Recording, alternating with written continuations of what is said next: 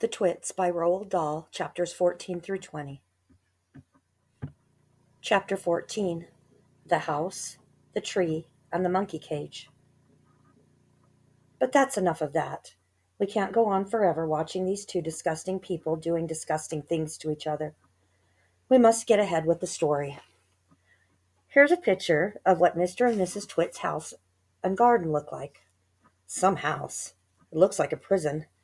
And not a window anywhere. "Who wants windows?" Mr. Twit had said when they were building it. "Who wants every Tom, Dick, and Harry peeping in to see what you're doing?"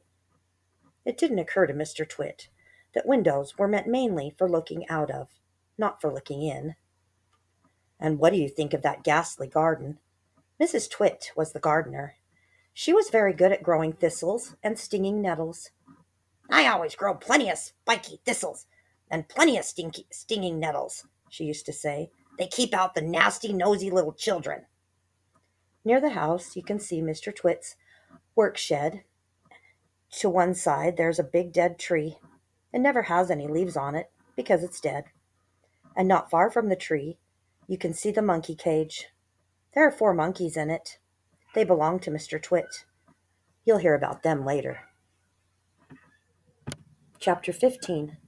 Hug Tight, Sticky Glue. Once a week on Wednesdays, the Twits had bird pie for supper. Mr. Twit caught the birds, and Mrs. Twit cooked them. Mr. Twit was good at catching birds.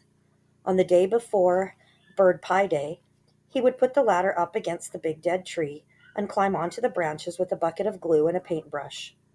The glue he used was something called Hug Tight, and it was stickier than any other glue in the world. He would paint it along the tops of the branches and then go away. As the sun went down, birds would fly in from all around to roost for the night in the big dead tree. They didn't know, poor things, that the branches were all smeared with horrible Hug Tight. The moment they landed on a branch, their feet stuck, and that was that. The next morning, which was Bird Pie Day, Mr. Twit would climb up the ladder again, grab all the wretched birds that were stuck to the tree.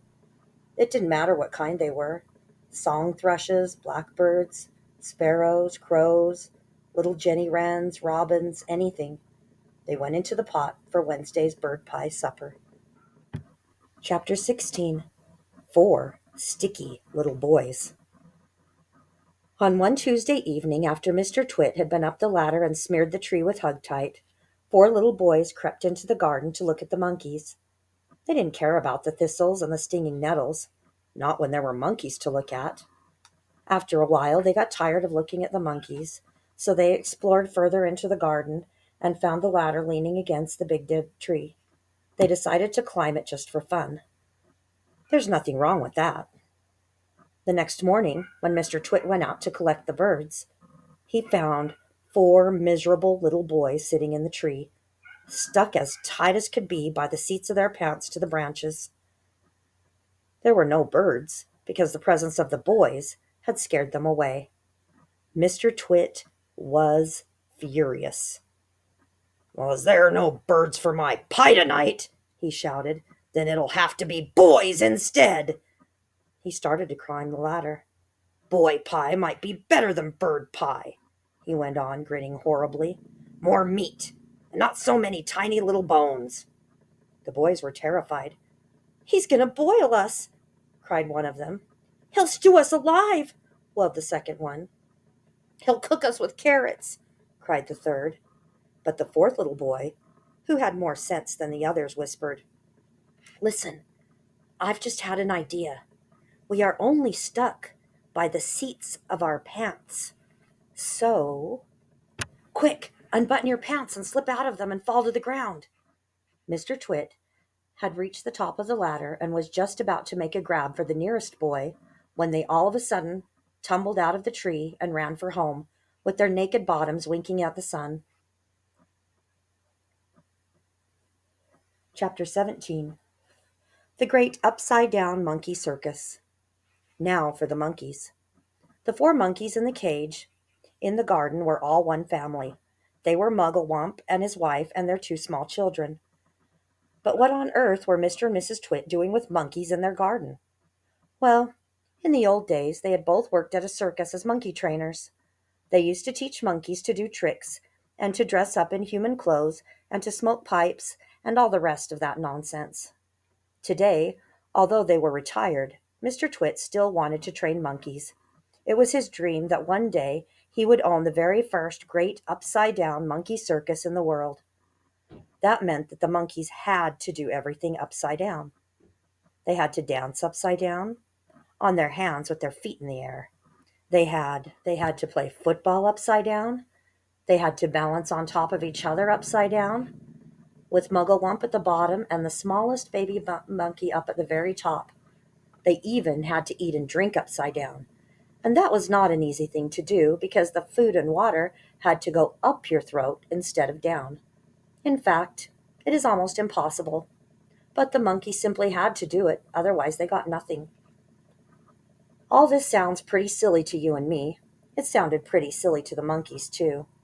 They absolutely hated having to do this upside down nonsense day after day.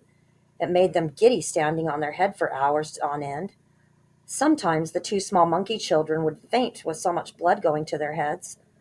But Mr. Twit didn't care about that. He kept them practicing for 6 hours every day, and if they didn't do as they were told, Mrs. Twit would soon come running with her beastly stick. Chapter 18. The Roly-Poly Bird to the Rescue. Mugglewump and his family longed to escape the cage in Mr. Twit's garden and go back to the African jungle where they came from. They hated Mr. and Mrs. Twit for making their lives so miserable. They also hated them for what they did to the birds every Tuesday and Wednesday. "Fly away, birds!" they used to shout, jumping about in the cage and waving their arms. "Don't sit on that big sticky dead tree.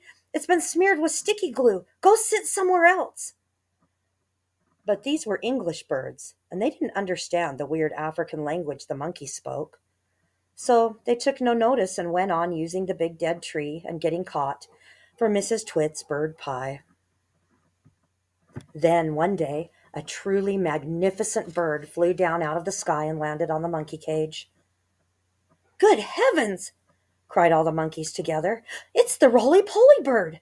What on earth are you doing over here in England, roly-poly bird?" Like the monkeys, the roly-poly bird came from Africa, and he spoke the same language as they did. "I've come for a holiday," said the roly-poly bird. "I like to travel." He fluffed his marvelous colored feathers and looked down rather grandly at the monkeys. "For most people," he went on, "flying away on holiday is very expensive, but I can fly anywhere in the world for nothing."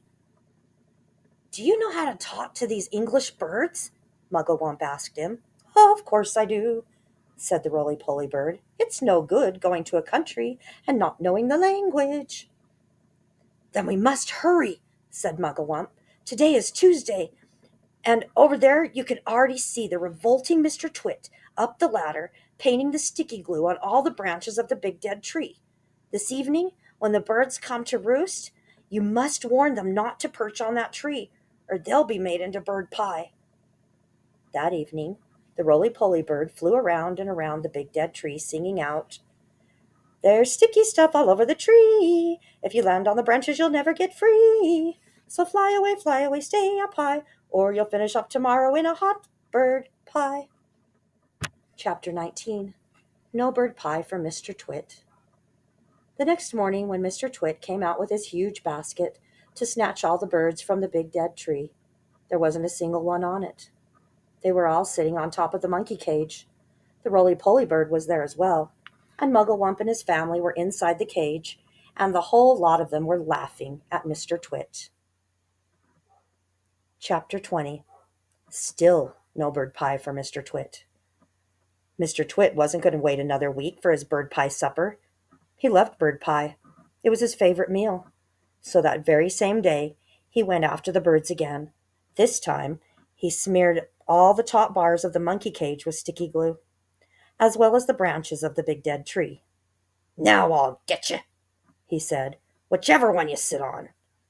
The monkeys crouched inside the cage, watching all of this, And later on, when the roly-poly bird came swooping in for an evening chat, they shouted out, "Don't land on our cage, roly-poly bird. It's covered with sticky glue. So is the tree." And that evening, as the sun went down and all the birds came in again to roost, the roly-poly bird flew around and around the monkey cage and the big dead tree, singing out his warning. "There's sticky stuff on the cage and on the tree. If you land on either, you'll never get free. So fly away, stay up high, or you'll finish up tomorrow in a hot bird pie."